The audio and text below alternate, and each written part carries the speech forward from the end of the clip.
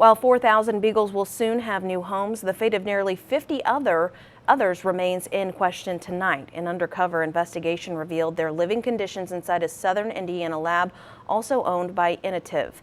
News 18's Joe Paul has an update on this troubling story, and we want to warn you the following video could be disturbing to some viewers.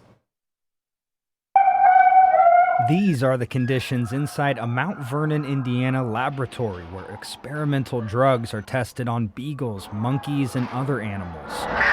Life inside the Inotiv lab was exposed in a 7-month undercover investigation by the Humane Society of the United States. Here's the animal welfare group's Indiana State Director, Samantha Morton. In that time, our investigator noted USDA violations that related to not being able to provide these animals timely veterinary care or euthanasia, inadequate staffing issues related to, some primates that were hanging themselves in chairs due to, not being tended to properly in a certain amount of time, and then also dosing animals to the extent they couldn't stand up. The Humane Society calls the animals' treatment egregious and disturbing. The group is urging Inotiv to stop the suffering. The investigator was able to shine a light on the everyday reality of animal testing here in the United States. Although the testing happened in southern Indiana, Inotiv is headquartered in West Lafayette at the Purdue University Research Park. We are determined to deliver the petitions. Representatives with the Humane Society visited the offices earlier this year to hand-deliver signed petitions, calling on the company to release the beagles. We had boxes and boxes of petitions that we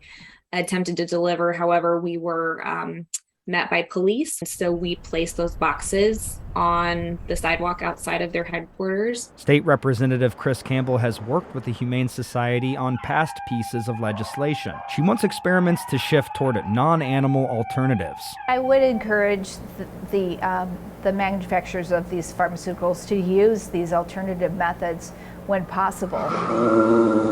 Laboratory test animals are often euthanized when their experiments end. Campbell is considering legislation requiring adoption rather than euthanasia. To be able to have those dogs released to the Humane Society and put up for adoption, that seems to be one of the ways to at least humanely be able to manage the animals after they've been used. The Humane Society speculates 32 of 80 beagles were killed in mid-May, while the fate of 48 more dogs is in question when their experiment ends in November. We don't have confirmation from Inotiv because we've not been able to establish an open line of communication with their team, whether or not those 32 beagles were killed in mid-May. We're still urging Inotiv to release those 48 dogs. Reporting in West Lafayette, Joe Paul, News 18.